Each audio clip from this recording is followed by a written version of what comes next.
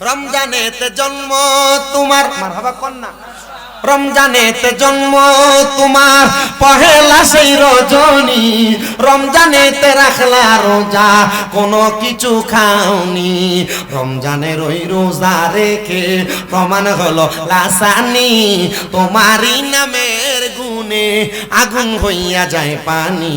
আয় বড় পীর আব্দুল, জন্ম তোমার জিলানেতে তরিকায় কাদরিয়া, আবু সালে মুসা জঙ্গি তোমারই হলেন পিতা। জন্ম তোমার জিলানেতে তরিকায় কাদরিয়া, আবু সালে মুসা জঙ্গি তোমারই হলেন পিতা। উম্মুল খায়ের মা ফাতেমা তোমারই হয় জননী, তোমারই নামের গুণে আগুন। বড় পীর আব্দুল কাদের ডাক দিয়া কই হুজুর আপনি দেখান। বলে কেমনে দেখাইতাম? বলে আপনি না গৌসে পাক, আপনি না আল্লাহ তাআলার বন্ধু, আপনি চাইলে দেখাইতে পারবেন। হুজুর গৌসে পাক আব্দুল কাদের জিলানী কই বাবা ঠিক আছে আমার সামনে আয়। গৌসে পাক ওনার সামনে আইনা কি যেন পইরা তার মাথাটাই ফু দিয়া ডাক দিয়া কই বাবা যা দাঁড়ায়া যা তাহাজ্জুদের নামাজের মুসল্লায়। আল্লাহু আকবার। 2 রাকাত নামাজে আল্লাহু আকবার বইলা দাঁড়ায়া 2 রাকাত নামাজ শেষ করতে রুকু সেজদা দিয়া, 4 রাকাত নামাজ শেষ করতে রুকু সেজদা দিয়া, 12 রাকাত নামাজ শেষ করতে রুকু সেজদা দিয়া। হুজুর গাউসে পাক কয় এবার মুরাকাবা করো। এ শ্রীনগরের মানুষ কোন পীরের হাত ধরলা? এখনো পর্যন্ত মুরাকাবাটা শিখতে পারলা না। মুরাকাবা কেমনে করে জানোনি? মুরাকাবা করতে হইলে কমপক্ষে 3 মাস কোনো হারাম খাবার খাওয়া যাবে না, হালাল খাবার খাওয়া লাগবে। আর 40 দিন 41 দিন নামাজ কাজা করা যাবে না। যদি এইভাবে থাকতে পারো মুরাকাবা করতে পারবা। মুরাকাবা করবা কেমনে?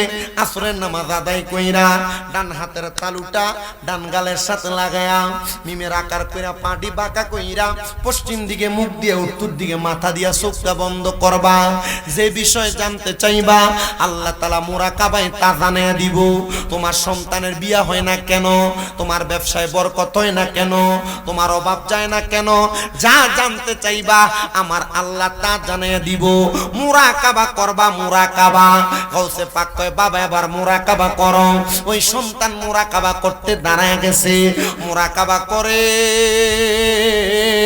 চোখটা বন্ধ করে যখন মুরাকাবা করে কান্না করে আর মুখের মধ্যে মুচকি হাসি।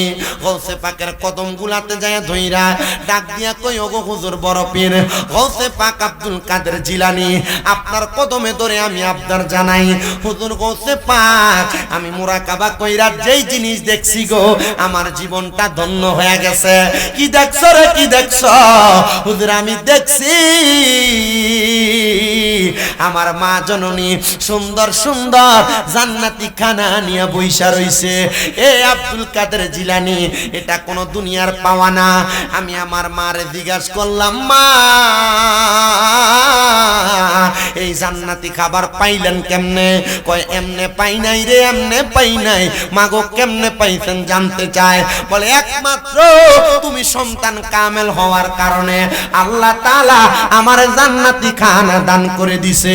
এ শ্রীনগরের বাবারা আপনার সন্তানদের যদি কামেল বানাইতে পারেন তাহলে আপনি হবেন সন্তানের জন্য দুনিয়াতে ধনী আখেরাতে ধনী। আপনার সন্তানদের যদি আল্লাহওয়ালা বানাইতে পারেন ওই সন্তানের কারণে আপনি কবরে ধনী হবেন। কবরের মধ্যে হাসরের মধ্যে মিজানের মধ্যে ফুলসেরাতের মধ্যে কোন জায়গায় আটকাবেন না, উল্টা জান্নাতি খেদমত আপনি পাবেন। কিন্তু আপনার সন্তান নেশা করে, আপনার সন্তান জুয়া খেলে, আপনার সন্তান মদ খায়, আপনার সন্তান দোকানে রাস্তাঘাটে সিগারেট পান করে, আপনার সন্তান চুরি করে, আপনার সন্তান জিনা ব্যভিচার করে, কেন রে কেন? ও শ্রীনগরের বাবা আপনার কি মনটা চায় না আপনার সন্তানটা ভালো বানাইতে? মনে রাখবেন এই 3 কাজ যারা করে তারা কখনো জান্নাতে যাইতে পারবে না। পারবে না তো পারবে না, বেঈমান হইয়া মরবে। কোন 3 কাজ? কোন 3 কাজের কথা বলি? 1 নাম্বার আল্লাহর নবী বলেন কোন চোর যখন চুরি করে তখন তার ইমাম থাকে না। হায় রে কোন চোর? সব চোর